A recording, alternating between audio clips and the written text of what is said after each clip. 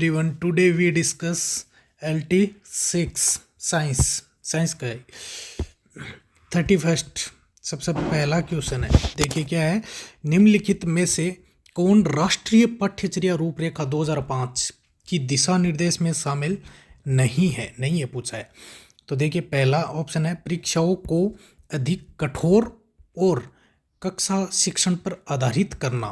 परीक्षाओं को अधिक कठोर नहीं बल्कि लचीला होना चाहिए, लचीला, और कक्षा शिक्षण के बजाय विद्यार्थी शिक्षण, विद्यार्थी केंद्रित होने चाहिए। और सेकंड है रटने के तरीकों को सीखने से दूर करना, मतलब रोट लर्निंग को समाप्त किया जाना चाहिए। बिल्कुल सही है, तो ये तो नहीं होगा। ज्ञान को विद्यालय के बाहर के जीवन से जोड़ना, बिल्कुल ठीक है, ये भी नहीं होगा। बच्चों के समग्र विकास के लिए पाठ्यक्रम को समृद्ध करना, ये भी नहीं होगा। तो फर्स्ट ऑप्शन देखिए यहाँ कठोर, ये नहीं होगा, तो इसमें नहीं है पूछा है। तो एनसीईआरटी के जो दिशा निर्देश है उनमें ये फर्स्ट ऑप्शन ये नहीं है, मतलब राइट आंसर ऑप्शन एक हो गया आपका। नेक्स्ट अपन देखते हैं 32 का क्वेश्चन। ठीक है, 32 क्या कर रहा है, निम्नलिखित में से कौन सा प्राथमिक घटक शिक्षा क्रम के चयन एवं संगठन को प्रभावित करता है। तो प्राथमिक घटक जो शिक्षा क्रम के चयन एवं संगठन को प्रभावित करता है, which of the following primary components influence the selection and organisation of the curriculum. तो इसका टीचर होना चाहिए, ठीक है, शिक्षक होगा, शिक्षक ही करता है प्रभावित। नेक्स्ट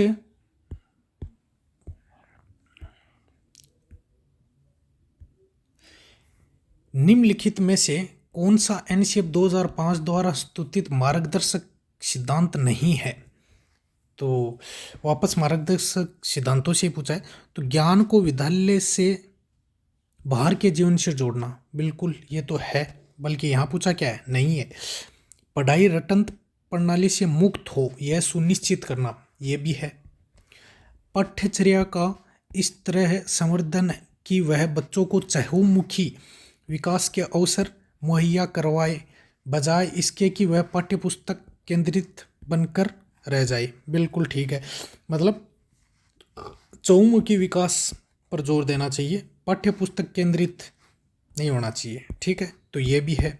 अंतर्राष्ट्रीय पाठ्यचर्या की तुलना करना, ये नहीं है, तो ऑप्शन 4 हो जाएगा आपका 33 में, ऑप्शन 4। 34 एनसीईआरटी 2005 निम्नलिखित में से किन अन्य पाठ्यचर्याओं क्षेत्रों पर ध्यान आकर्षित करता है। ये आरपीसी में आया हुआ है, ये 2018 वाले पेपर में शायद। कला विरासत शिल्प, बिल्कुल। स्वास्थ्य शारीरिक शिक्षा, ये भी ठीक है। शांति शिक्षा, बिल्कुल, ये तीनों ही है, तीनों का ही उल्लेख है। एनसीईआरटी द्वारा एक डॉक्यूमेंट जारी किया हुआ है एनसीईआरटी 2005 से रिलेटेड, तो उसमें दिया गया भी है, ये तीनों ही है, ठीक है। उपयुक्त कूट का प्रयोग करते हुए नीचे दिए गए में से चूज करना है हमें कौन कौन सा सही है, तीनों ही है, तो ऑप्शन 4 हो जाएगा, ठीक है। 35 विज्ञान का पाठ्यचर्या में भी औचित्य है जब वह युवाओं में महत्वपूर्ण बदलाव ला सकता है। उनके चिंतन के तरीके में परिवर्तन, उनकी क्रियाओं की आदतों तथा वे अपने पास जो हैं एवं जो करते हैं उनका मूल्य निर्धारण करने में। यह कथन किसने दिया था, तो यह कथन थ्रवर व कोलेट की डेफिनेशन है, ठीक है।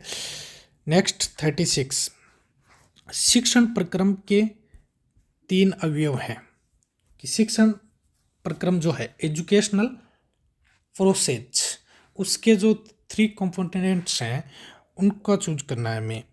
तो इसमें है पाठ्यचर्या है, विद्यार्थी और शिक्षक, ये राइट होगा।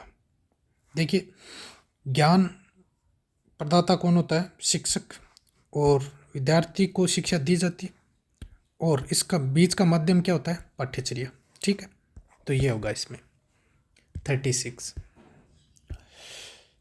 37 निम्नलिखित में से कौन सा एक आदर्श पाठ योजना का उद्देश्य नहीं है। आदर्श पाठ योजना का उद्देश्य नहीं है, ये पूछा है। तो 37 में विषय कालांश के समय का प्रभावी उपयोग करना, बिल्कुल ये तो है आदर्श पाठ्य योजना की बात कर रहे हैं। विषय वस्तु को तार्किक क्रम में प्रस्तुत करना, सब्जेक्ट मैटर जो है उसको लॉजिकल सीक्वेंस में, बिल्कुल ये भी है। टीचिंग मेथड में यदि कोई क्वेश्चन आपको हिंदी में पढ़ने से ढंग से समझ में नहीं आ रहा तो एक बार आप उसको इंग्लिश में ज़रूर पढ़ें, आप अच्छे से आंसर कर पाओगे उसका। मूल्यांकन में सभी उद्देश्यों की संप्राप्ति की जांच करना, ठीक है। Checking the achievement of all objective in evaluations, तो ये भी नहीं होगा। अधिगम क्रियाओं के चयन में किसी प्रकार की अनिवार्यता, तो किसी प्रकार की अनिवार्यता नहीं होती, ठीक है, तो ये नहीं है। इसका मतलब 37 में ऑप्शन फर्स्ट राइट है, ठीक है। 38 में देखिए, इकाई योजना के निम्नलिखित पदों को सही अनुक्रम में व्यवस्थित कीजिए। तो इकाई योजना के जो टर्म्स होती हैं वो इस क्रम में होती हैं कि सबसे पहले होता है विषय वस्तु विश्लेषण, विषय वस्तु विश्लेषण, और उसके बाद विशिष्टीकरण के साथ उद्देश्य, और फिर होता है अधिगम क्रियाएं, जो सीखने की क्रियाएं हैं वो होती हैं अधिगम क्रियाएं, और लास्ट में फ्रिक्शन किया जाता है, टेस्ट प्रोसीजर लास्ट में होता है, फ्रिक्शन फॉर क्रियाएं ये लास्ट में। तो यहाँ देखिए इस क्रम से कौन सा ऑप्शन है। विषय वस्तु विश्लेषण डी में है, तो डी इसमें है, इसी ऑप्शन में है, एक में, बाकी में है ही नहीं, तो यहीं राइट क्लिक हो गया, तो ऑप्शन 2 हो जाएगा आपका। बाकी देख लो, एक बार चेक कर लो, DCAB, ठीक है।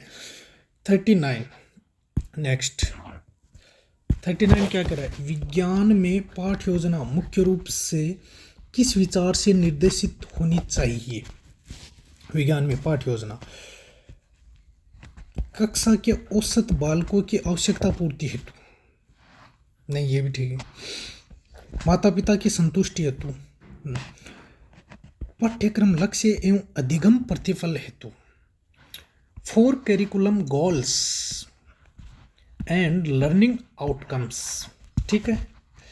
पूछा क्या है, विज्ञान में पाठ्य योजना मुख्य रूप से किस विचार से निर्देशित होनी चाहिए, तो मोस्टली ये होना चाहिए कि अपने जो पाठ्यक्रम का लक्ष्य क्या है और इसके अधिगम प्रतिफल जो हमने डिसाइड किए थे वो प्राप्त हुए या नहीं, ठीक है, तो ऑप्शन 3 हो जाएगा।